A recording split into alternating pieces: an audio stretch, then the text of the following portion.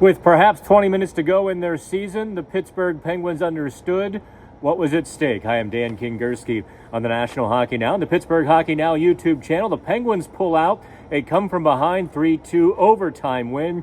Sidney Crosby sets up the tying goal with a jaw-dropping, no-look, spinning backhand pass to Jake Guentzel. And, of course, Marcus Pettersson, the expected hero in overtime, rips a top-shelf wrister on a 2-on-1, and the Penguins go home happy against the Montreal Canadiens. But make no mistake, the Penguins understood what was at stake in the final 20 minutes of the third period. They knew another loss would have been their fourth straight loss heading into a very long break, giving President of Hockey Operations / GM Kyle Dubas a long time to think about what should be the Penguins' future. They understood another loss very well might be the shove that Dubas needs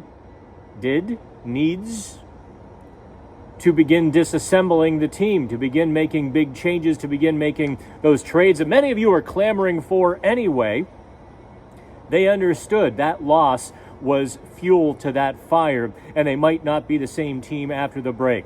Talk to Lars Eller, talk to Marcus Pettersson, ask that very same question. How big was this? Did you understand just what was going on or what could happen?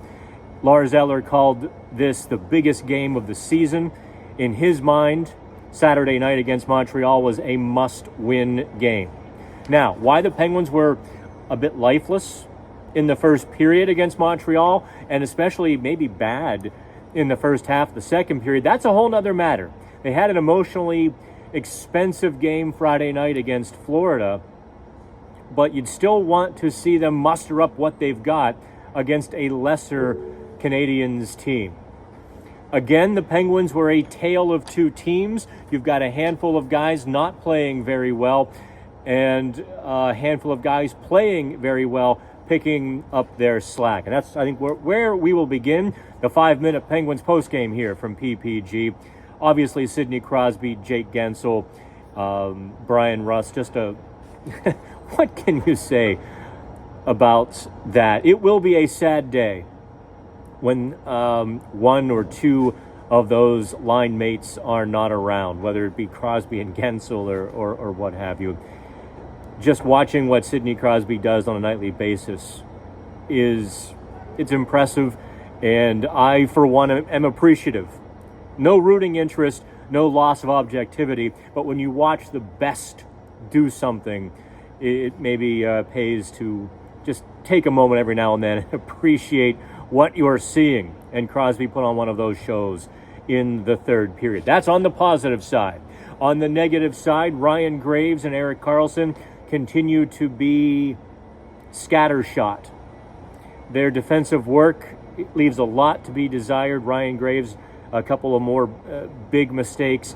Erik Karlsson forcing stretch passes, not skating with the puck like he can.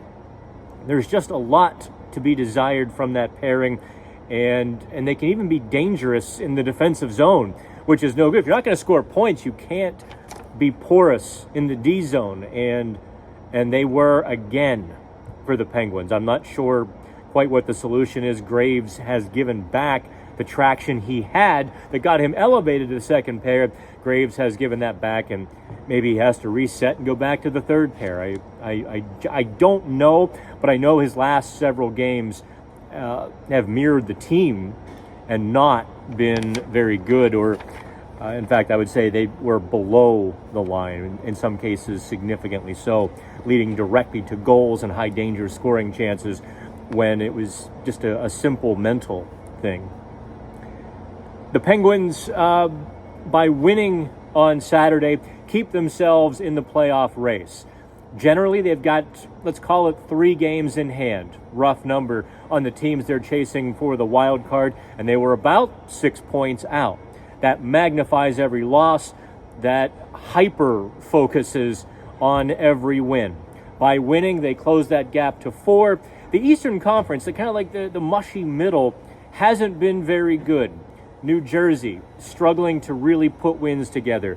Even the Islanders, after they made the trade, or not the trade, fired Layden Lambert, brought in Patrick Waugh, Still a little bit of an up and down process there in Long Island.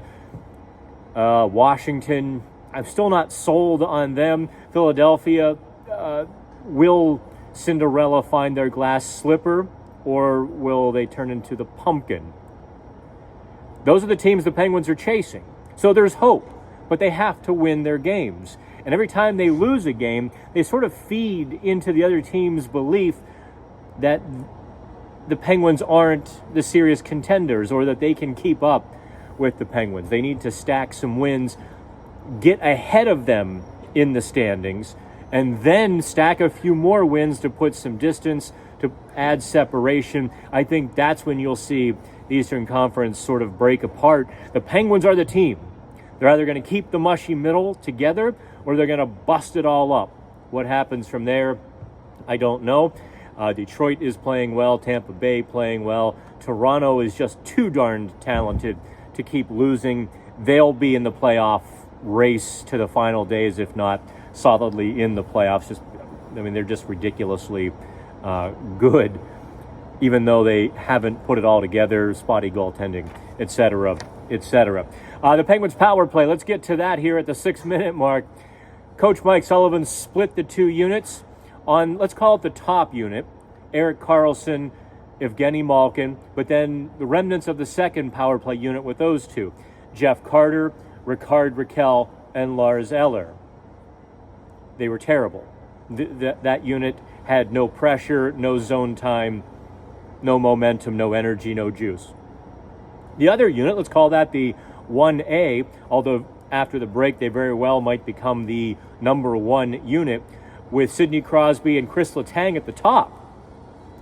Then you have Valtteri Puustinen on the other wall with Jake Gensel and Brian Rust. That power play unit looked like a competent 5-man unit. They had energy. They created momentum. They created scoring chances. Oh, they had a couple pucks that I don't know how it didn't go. That's what you want. It creates energy and momentum after the power play. Too often, the Penguins' power play's biggest failure has been to not create that momentum, and the other team gets, a little taller after the kill, attacks the Penguins. Well, this time the Penguins were able to attack after their power play because that 1A unit generated that energy. So asked Sullivan after the game what he thought. He gave kind of a, maybe a little more honest than I expected, but still leaving everything on the table. We'll see where it goes. Kind of gave a little bit of an exasperated answer for the original 5 guys. You'd like to think if we put them back together, they'd figure it out, but they haven't yet. So I don't think they've given up the ghost on getting Karlsson, Malkin, Crosby, Gensel and Rust, or Gensel and Rakell to work as a 5-man unit, but they're also out of time. The Pittsburgh Penguins are out of time at this point of the season. They've got to stack those wins, and that's why Saturday night, rallying to beat Montreal in overtime was so hugely important. 1 point wouldn't have done a whole lot for them. The 2 points does significant amount. So we've got, February 5th, February 6th, before the Penguins hit the ice again. Got the All-Star break. Sidney Crosby will be in Toronto. Other than that, you and I will be talking. I've got lots of analysis to get to. I've got a few more opinions, some of which might draw criticism, fire, agreement. I'm not sure where you all stand, although I had to bite my tongue. I'm just telling you now, I had to bite my tongue in the third period after the Penguins tie it up, because the number of people just spitting obstinate negativity. The Penguins can't do this. The Penguins are terrible. The Penguins have no chance to score 2 goals and win this game. That was an honest-to-gosh tweet. Multiple people tweeted to me. It's almost like a contest to see who can be more miserable. And when the Penguins won, listen, y'all would have done that to me. Retweeted me back to me like, ha ha, you were wrong. I was nice. I don't care who wins or loses these games, but let the process play out. Let the facts come in before you stake your claim on the absolute most possible negative opinion and conclusions. You can't get there without the facts in the process. Otherwise, you're just being obstinate. You're being ornery, as my grandfather might have said. So that will do it here for the final time in a couple of weeks from PPG Paints Arena. I am Dan Kingerski. Like, subscribe, or if you are on the website when you see this on Sunday, check out the rest of Pittsburgh Hockey Now. And if you've watched this far, do me a favor and subscribe to PHN Plus. Lots more paywall articles are coming in the second half of the season. We are really trying to ramp that part of our business up because, well, quite frankly, I'd like to write a little bit less, but also write a little bit more meatier content, and subscribers help us do that. It means I can skip some of these fluffy 500-word stories and write more 1,000 and 1,500-word stories because that serves the subscribers better. Check it out. Use code DAN10 and get $10 off PHN Plus. Thank you, and we'll talk soon.